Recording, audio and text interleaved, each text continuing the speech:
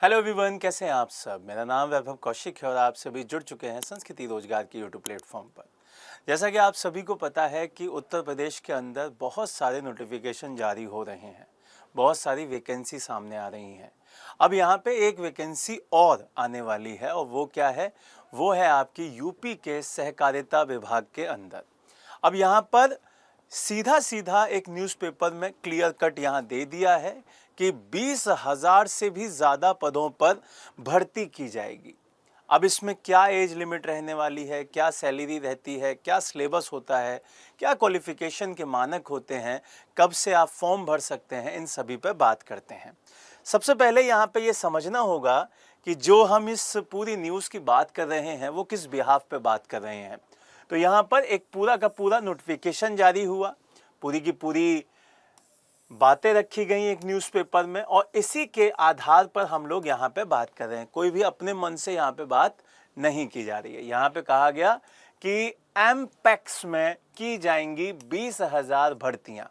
यहाँ पे प्रॉपर बताया गया कि जो सहकारिता विभाग है उत्तर प्रदेश का, वहाँ पे अप्रोक्स 20,000 जो भर्तियाँ हैं वो कंप्लीट की जाएंगी, जिनमें से आपको ध्यान रखना है कि कुछ पोस्ट पर आवेदन हो भी रहा है। यहाँ पे क्लियर दे रखा है कि जो आपका आवेदन हो रहा है, जिसमें आपको ध्यान रखना है कि 15 अप्रैल तक आवेदन कर सकते हैं। किसमें? आपके सहायक जो अभियंता पोस्ट है उसके लिए। अब जब एक पोस्ट के लिए आपने निकाल दिया है नोटिफिकेशन, तो इसका मतलब दूसरे डिपार्टमेंट्स में भी यहाँ पे नोटिफिकेशन बहुत जल्दी ही जारी हो जाएगा। अब यहाँ पे इस पूरे जो विभाग है उसके बारे में जान लेते हैं, उसके बारे में बात कर लेते हैं कि भाई इसमें किस तरीके से पोस्ट आने वाली है, किस तरीके से यहाँ पर ये पोस्ट दिखाई देंगी। तो यहाँ 20,000 सहकारिता विभाग के अंदर ही रहेंगी। पहली बात तो ये उत्तर प्रदेश जो सरकारी जो संस्थागत सेवा मंडल है उसके द्वारा किया जाएगा और ये 6 महीने के अंदर हो जाएगा। आपके 2026 के एंड तक ये सारी की सारी जितनी भी नोटिफिकेशन है वो जारी हो जाएंगी। अब यहाँ पे ये किसने बताया? ये बताया आपके सहकारिता राज्य मंत्री जो स्वतंत्र प्रभार JPS राठौड़ जी ने। यहाँ पर आपको ये समझना होगा कि ये जो कुल पद हैं वो अलग अलग डिपार्टमेंट्स के हैं। यहाँ पे शीर्ष सहकारिता पद जो होंगे वो 5,000 होंगे, जो राज्य स्तरीय फेडरेशन और निगम के तहत होंगे वो 2,500 प्लस होंगे, जो आपके 50 जिला सहकारी बैंक के पद होंगे वो आपके 1751 के करीब दिखाई दे हैं। सबसे ज्यादा आपके एमपैक्स में देंगे, जो कि आपके प्रारंभिक कृषि ऋण समितियां होती हैं, वहां पे आपको 13,000 से ज्यादा पोस्ट दिखाई देने वाली हैं। अब यहां से आगे बढ़ते हैं और इसमें समझते हैं कि जो आपके राज्य स्तरीय पद होते हैं सबसे ऊपर, वो सबसे पावरफुल माने जाएंगे इसमें।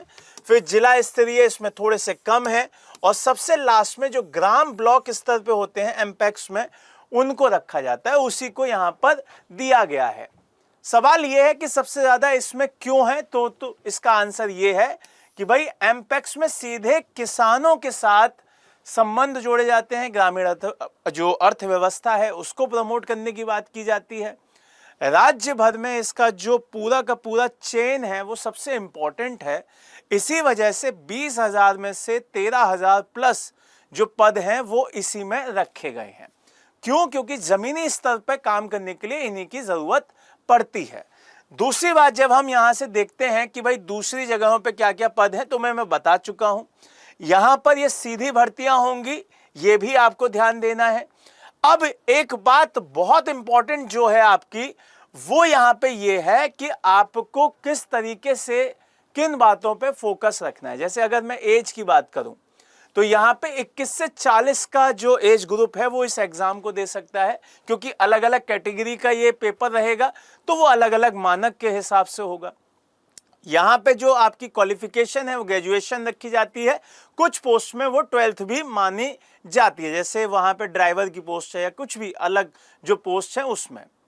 दूसरा, अगर मैं सब्जेक्ट की बात करूं तो मैथ, आपका रीजनिंग, इंग्लिश, हिंदी, जीके और जो सहकारिता विभाग के कुछ गाइडलाइंस हैं उनको भी रखा जाता है। अब एज में एससी और ओबीसी एसटी के लिए 5 साल की छूट होती है और पीडब्ल्यूडी के लिए यहां पे 15 साल की छूट होती है। ये चीज आपको ध्यान रखनी है, ये बहुत इंपॉर्टेंट है कि ये पूरा पैटर्न आपको पता रहे। अगर हम सैलरी की बात करें तो यहां पे मिनिमम सैलरी आपकी 50,000 के करीब रहेगी ही रहेगी। तो ये सारी की सारी चीजें आपको ध्यान रखनी है कि ये सब कुछ आपका 6 महीने के अंदर हो जाएगा। तो हमने एज भी क्लियर कर ली, हमने यहां पे सैलरी भी थोड़ा सा अलग अलग डिपार्टमेंट के हिसाब से अगर एवरेज सैलरी देखी जाए तो वो भी बात कर लिया, सिलेबस में क्या क्या सब्जेक्ट रहेगा वो भी देख लिया, और क्वालिफिकेशन क्या होगी वो भी हमने समझ लिया। आवेदन कब से शुरू हो जाएंगे? जैसे जैसे नोटिफिकेशन आते रहेंगे वैसे वैसे आपको इसके आवेदन कर सकते हैं, और उम्मीद है 6 महीने के अंदर सभी नोटिफिकेशन आ जाएंगे। तो हमसे जुड़े रहने के लिए हमारे चैनल को सब्सक्राइब करें, और यूपी का अगर कोई आप एग्जाम दे रहे हैं तो हमसे जुड़ें।